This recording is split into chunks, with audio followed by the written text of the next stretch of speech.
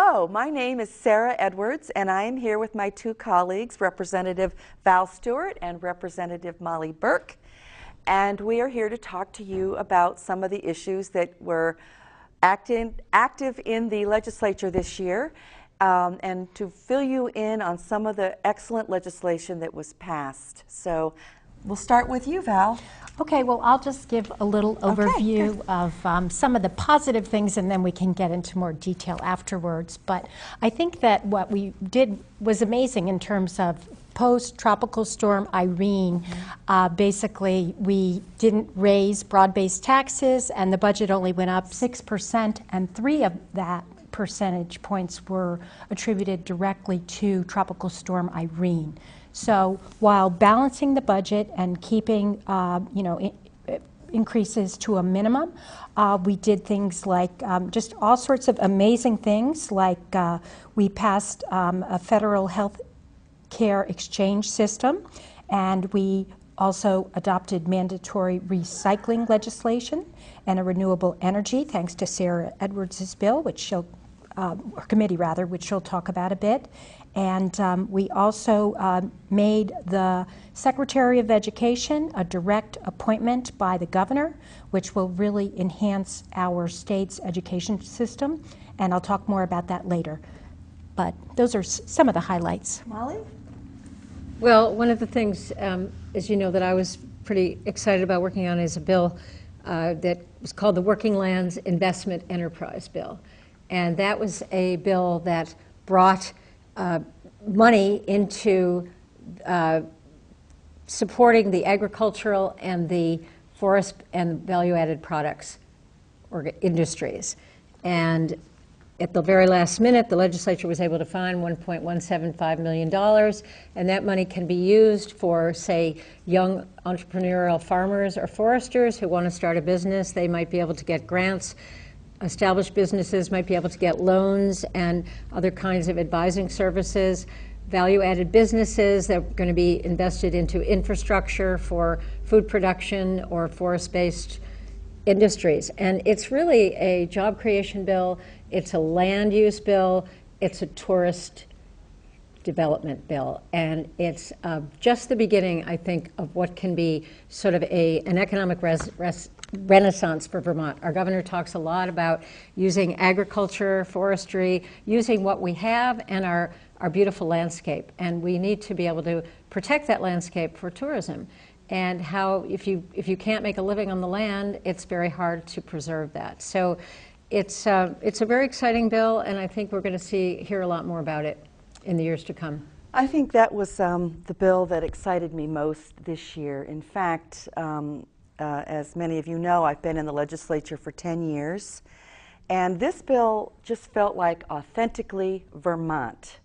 It allows us to keep the beauty, but it also has all sorts of implications, as you said, about job development. So it's a very, very exciting bill. I think that actually the state has been crying out for a bill like this. And you were a big part of this bill. Well, I was one of the main sponsors of the bill, but I want to say that the Vermont Council on Rural Development had done a survey of several years ago, and one of the highest things of, what do Vermonters value, and they value the working landscape. And this group, which is a very diverse group of people, including, say, former Secretary of Agriculture Roger Albee, and a whole lot of people who've been active in the state trying to promote agriculture and forestry, and from all different political persuasions, got together and sort of wrote the draft of this legislation, or advised on the draft of this legislation. And then the House Agriculture Committee, under the chair of local Windham County Representative Carolyn Partridge, did an incredible job of hearings and adjustments, and the bill went through many iterations, and it really did not pass until the last day or the day before. I don't remember. It got a little bit tangled up in end of the session sort of machinations, but it passed, and I'm going to be anxious to see what the impact is. It's very exciting. It was a nail biter, don't you think? I mean, we were all on pins and needles about that one because the bill was passing, but we weren't sure if the money was going to be appropriated. Right. And House truly, Appropriations Committee, I want to say, Representative Ann Manwaring of Wilmington She is on the Appropriations Committee, and her committee really, somehow they found miraculously that $1.175 million that really was significant enough money to make an impact. When we say find the money, we mean we put it at high value. It's a very creative process, I think, finding the money. It's sort of like going through your checkbook and going, how am I going to afford this? Oh, I forgot about this money coming in here. Or, oh, look at that, I had a little accounting error here. Right, or, you know, we all sort of do things like that. Yeah, we figure it out is a lot of it. So it's not funny just money, over there hiding over there somewhere. But you can, what happens is you try to make that rise to the priority where it can get the money coming in. And this one truly rose. The appropriations saw the support for this, and like you said, we figured it out to get it. Really important for our future. Well, I guess I could talk a little bit about our energy bill. I've been serving on that committee for many years. We've been working really hard and have succeeded in many, many ways to bring renewable energy to Vermont. And we've done a really good job of that in the face of very little federal money. The federal government tends to support hugely big oil, nuclear, and coal. And they give a tiny little bit to renewable, but we were able to leverage that money from the federal government to get big results. And so for many years we've been working on this, and this year we continued on with what's called the standard offer, kind of a wonky concept, but what it does is it allows renewable energy developers to be able to go to the bank because we guarantee the price that they're going to get for the power that they generate. So if you go to the bank and you say, well, actually, I really don't know what the long-term view of this is. Well, the bank is not likely to, and it would be irresponsible of them to just, okay, so we're going to go ahead and arrange this loan. So what this does, it gives the banker and the developer certainty with their business. It's predictability. They know how much they're going to get, and so the bank can depend on that going out. So that's really important. We added 77 megawatts to this. We had capped it a couple of years ago at 50. So megawatts are important to our state. What else? Chair, could you explain a little bit, because I'm not really sure, I'm not really clear. So before it was 50 megawatts, in other words, a project the size of a project could be. I'm glad you brought that up, because we didn't want just one person coming in and using up that 50 megawatts. So we limited the size of the project to 2.2 megawatts, which means, and this is another thing we know Vermonters want based on their values, we want a lot of small generators around the state. We're very interested in having our power come from close to the source of where it's going to be used. So if we allowed that, then we would have had one or two projects. But instead, we had whatever 2.2 is, assuming that they use the maximum, about 20 projects. Mm-hmm. So it's much more Vermont-like and fits in with what our vision is going forward as we create this new energy story. Isn't there a lot of foreign investment right away too, where people once this is only this is only for standard offer. Okay. These are only small projects. Okay. I thought there were a lot of investors once this came online, that there were a lot of people who had projects that it sort of stimulated economically. No. Well, this creates a lot of jobs: right. Electricians, plumbers, installers. I mean, the list goes on. There are probably 10 different job sectors that this increases. So it's hard because it's very specific and it's very wonky. So 2.25, no, not a lot of foreign investment. Okay. Those are for the big projects, and those are completely different rules on what that is. Just briefly, for the smaller, we made some net metering improvements for people, and we also are allowing residential projects, that again, it's 10 kilowatts, that they are exempt from the property tax. That's very good. And then what it does again is it sets a predictable low rate for other projects that might be bigger. Okay, I'm going to take a break. Oh, that- and you go ahead, and then I'd like to come back and talk about the solid waste issue, but I feel like I've talked a lot right now. Absolutely. Well, another thing or two I wanted to recall rather, and mention are a couple of projects or pieces of legislation that passed that really helped our area. And one of them was the reconfiguration of the Vermont State Hospital, which, as many of you may know, was wiped out by Tropical Storm Irene, and that negative thing that happened turned into a positive, which is it allowed the legislature to do something it's been meaning to do for many, many years, which is reconfigure the Vermont State Hospital system so that it's more community-based. So right here in Brattleboro, our very own Brattleboro Retreat benefited from that, and we got a number of new beds, and the new beds basically will need new workers, and so it was a job creator that was very good for our area and also improved the Vermont State Hospital system overall. So that was a really great thing. Another great thing that the governor mentioned in his budget address when he initially spoke to the legislature was the idea that we could have a VTC, or Brattleboro Regional Academic Center, right here in downtown Brattleboro.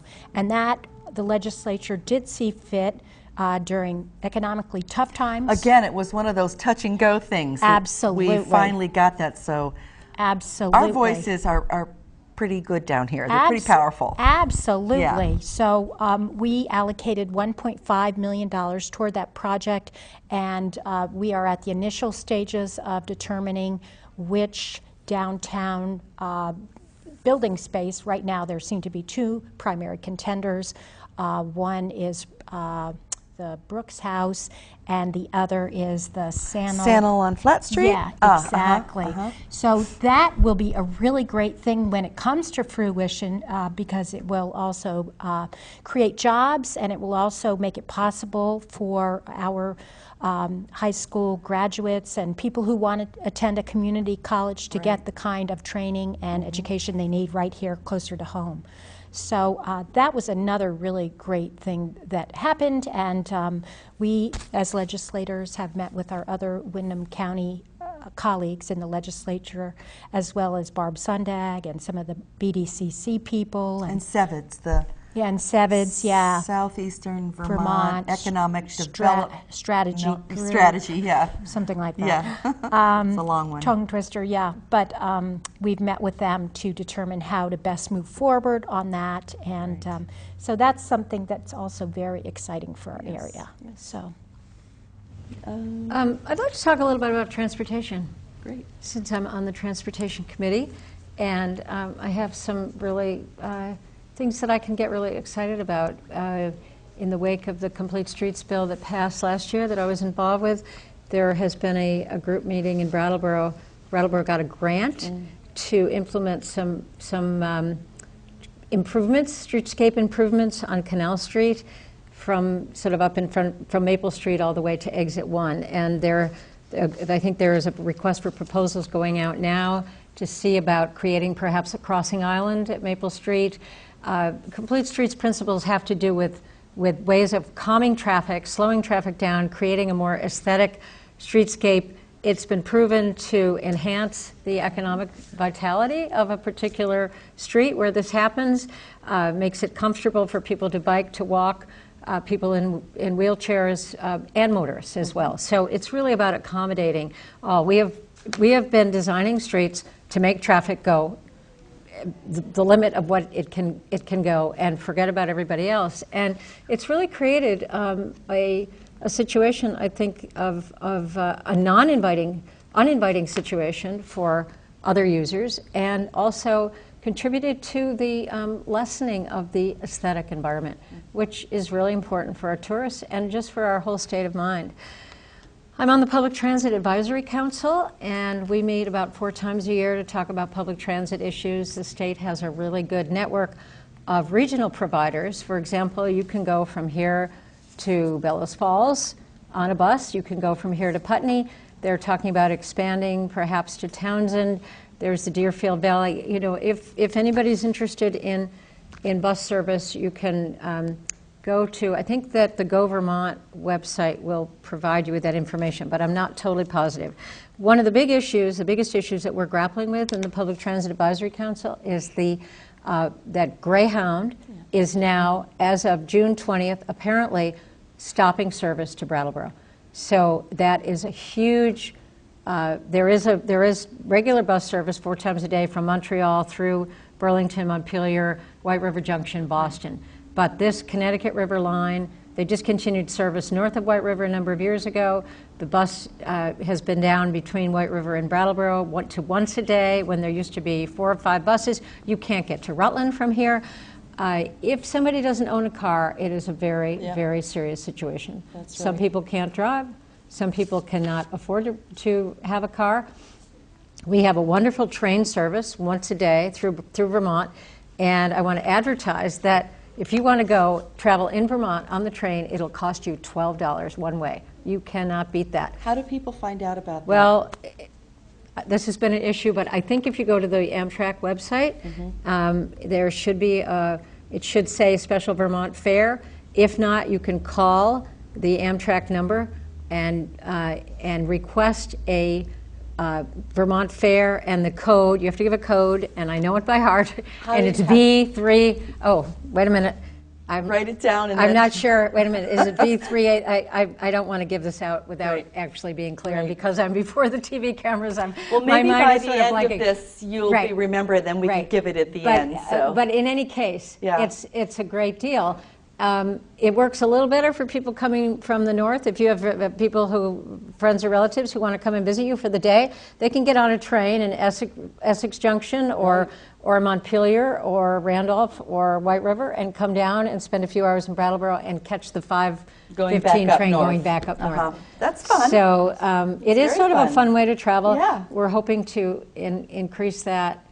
And I think, this sort of ties into the whole issue of how, health, it ties into health and environmental issues, is that we are a sedentary society. We're seeing the effects in terms of obesity issues.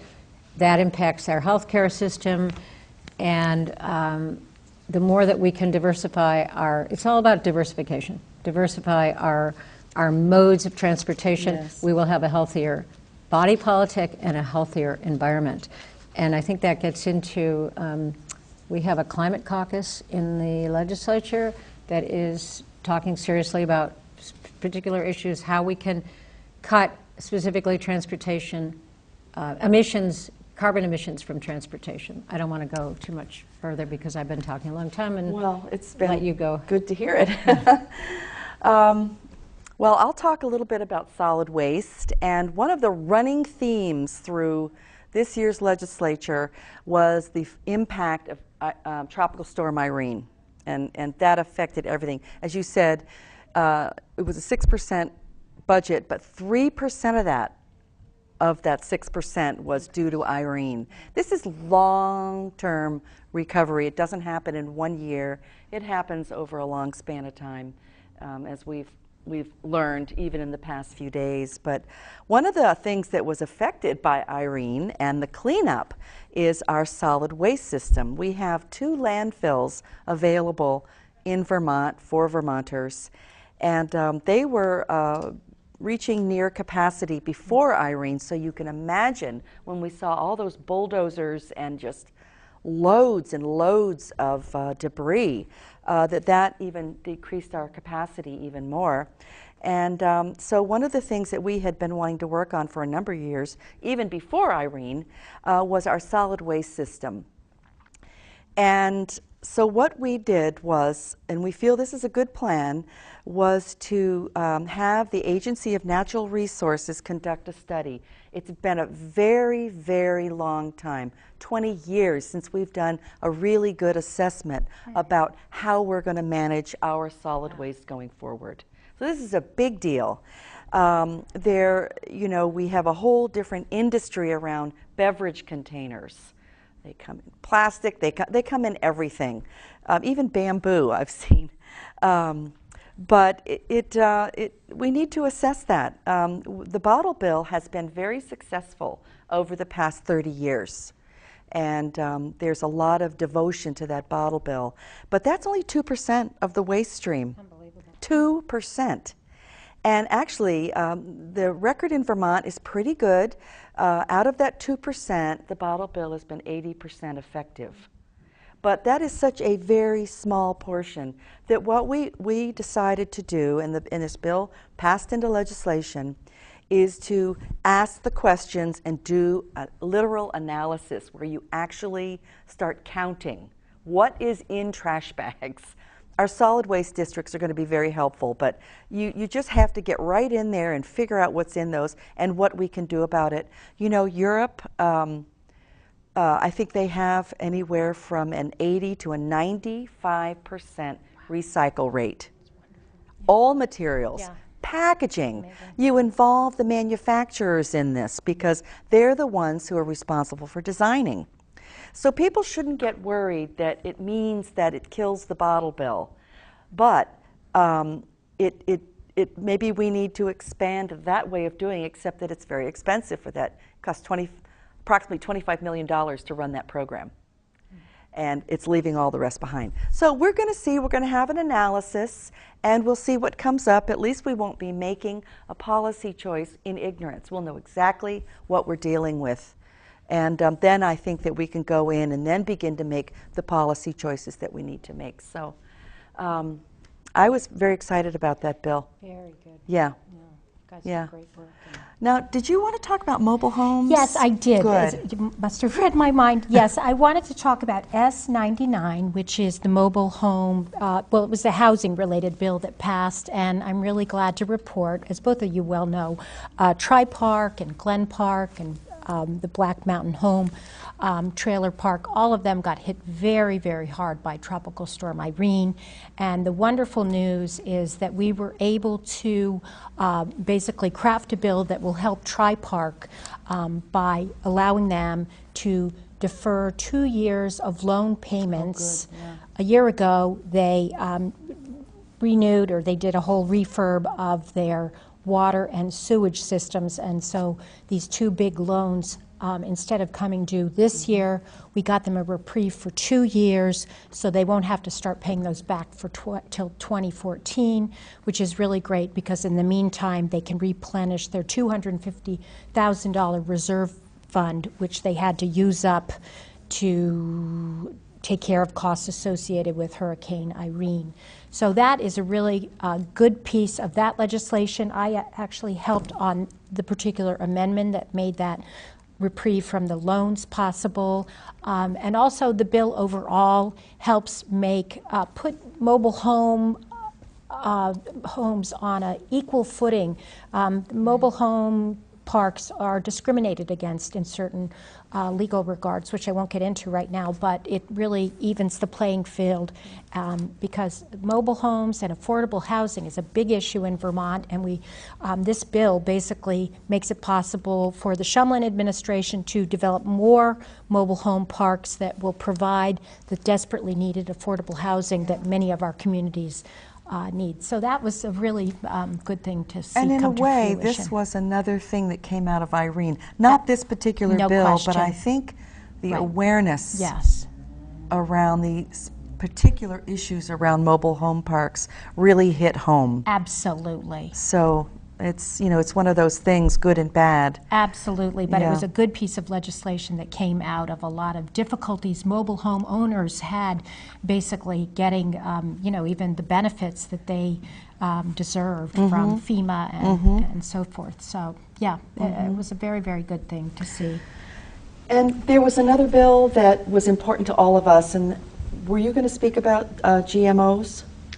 Or did you have a different thing you wanted to bring up? Just first of all, I wanted to follow up on this sort of because Sure. it's flood related, is that the businesses on Flat Street, I was at a meeting yesterday of the Agency of Commerce and Community Economic Development, and they received some HUD money for, you know, to help sort of with the aftermath of the storm. And it turns out that, you know, there are a lot of strings attached, and it looks like most of the money is going to other counties. But what we did here. They were hard hit, though. These were the these hardest, were hard hit counties, hardest yes. hit. Rochester, Bethel. Washington Yep. County and Windsor County. But I think that it partly had to do with how the costs were allocated and the timing of that, because actually, Windham County was, in many cases just as hard Wilmington. hit. And so, but we did have an opportunity to hear from the business owners on Flat Street, and they are still really reeling from this. And because of being a business, the particular FEMA can help individuals, but the only way that businesses could be helped through the federal government federal program was through the Small Business Association. And that required taking out loans, and a lot of these businesses are not in a position to take out loans, or the business owners would have to mortgage their homes in order to do that. And so it is a situation that we are starting to talk about as legislators and talking with other economic development people in Brattleboro to try to see what we can do now.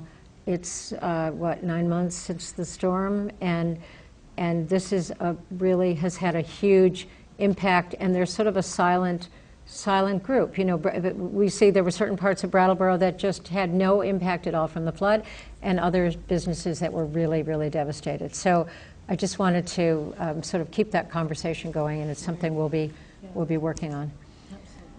And as for the GMO bill, there's been quite a bit of interest in this bill. It was a bill that talked about mandatory labeling of any product that had a genetically modified organism in.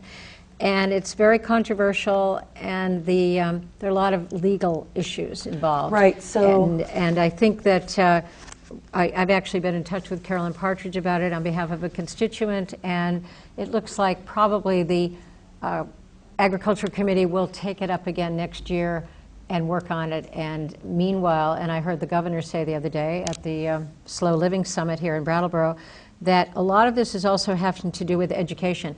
I think consumers have a lot of power, and if consumers say, you know what, we want to know what's in our food, and if you can't tell us that this is a completely free GMO product, then I'm not going to buy it. And so I think it's also about educating consumers and about consumer power as much as it is about legislation to make this a mandatory labeling. So it's a very interesting issue. And I think I was saying on the radio earlier today that it sort of brings up that before I came into the legislature, I really didn't understand, well, like if everybody's for this, why can't we just do it? Right. And there are legal challenges that could really put the state in a bad position in terms of that the state could lose a legal challenge to this. We have a situation where we have corporations with endless amounts of money that might not be interested in defeating this bill. So it's a very, very tricky issue. So what happened with it is that the bill itself got all this support, and but then it did go to judiciary, and it's in judiciary that we will examine what are the implications of enacting this law, and what would be the ramifications, so that we're not just going into it blindly. We know this has been a long battle to get anything done about GMOs, and especially the labeling, because then you have choices. Right, it's really about consumer right to know.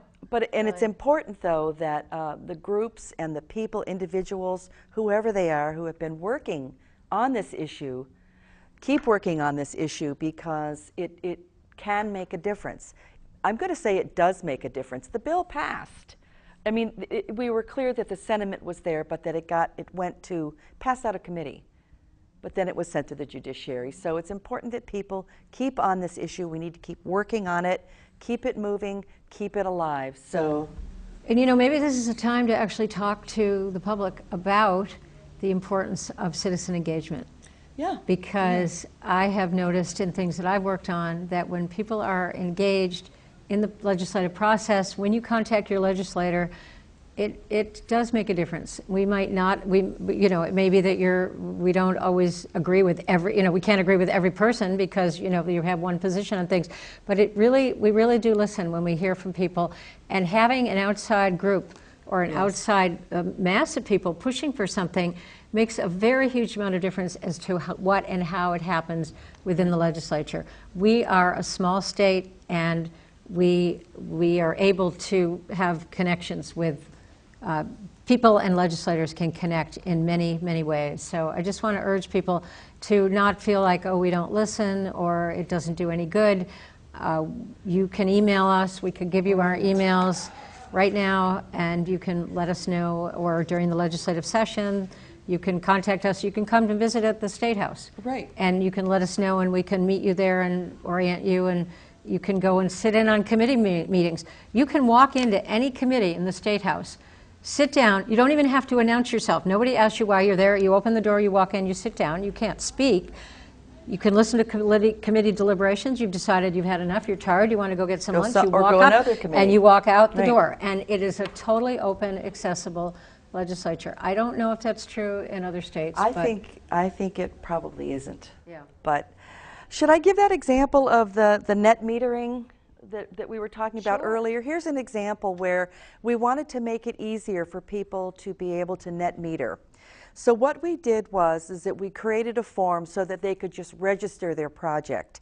And we made it so that people who were just installing small solar projects on the roof of their house or whatever, up to 5 kilowatts, didn't have to go through the Public Service Board process where you have to get a certificate of public good.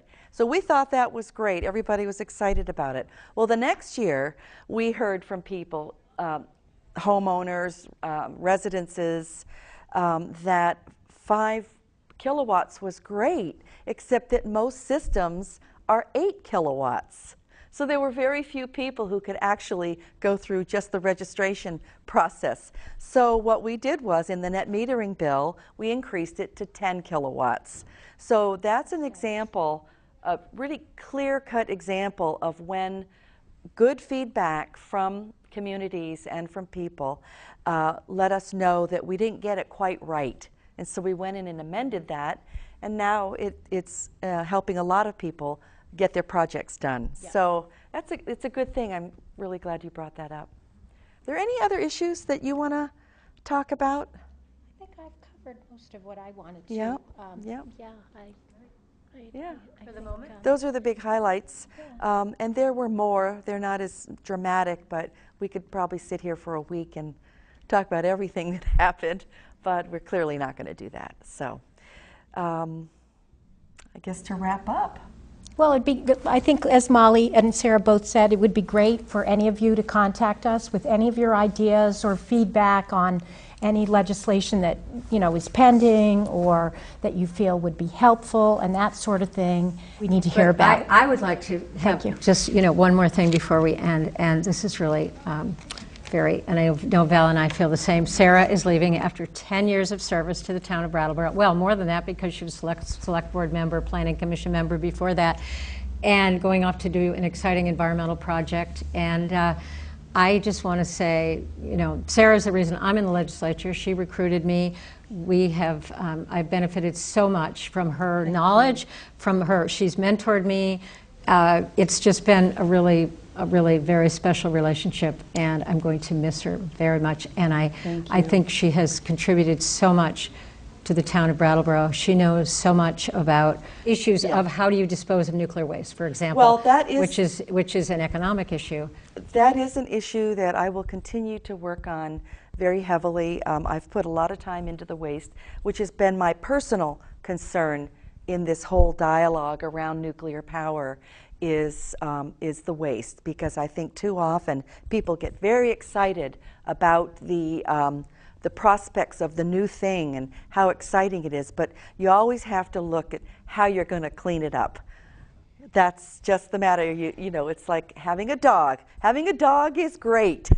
I love dogs and I love pets and I love animals, but if you're going to live in town, you have to worry about the waste. You have to be committed to cleaning up the waste. And that is something that I think has gone silent way too long. And we work on it, and we just have faith in the future. But I tend to want to work around real solutions.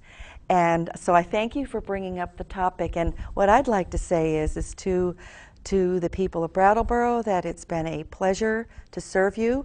I will be your representative in District 3 until after the next election, and so until that swearing in January, I will still be accessible, and I will be doing a bit of traveling, but email is a wonderful thing. And I would look forward to receiving emails with any issues, ongoing issues that you may have, or comments that you would like me to relate to whoever you need me to relate them to. It's been a great 10 years, and I look forward now to becoming, exploring the advocacy side, and that'll be a real change of pace. So I thank you both, and it's been a pleasure to serve with you and all of the other Windham County delegation. Thank you. And thank you, BCTV, for hosting this show for us, and thank you for those who are benefiting from watching it. Thank you so much.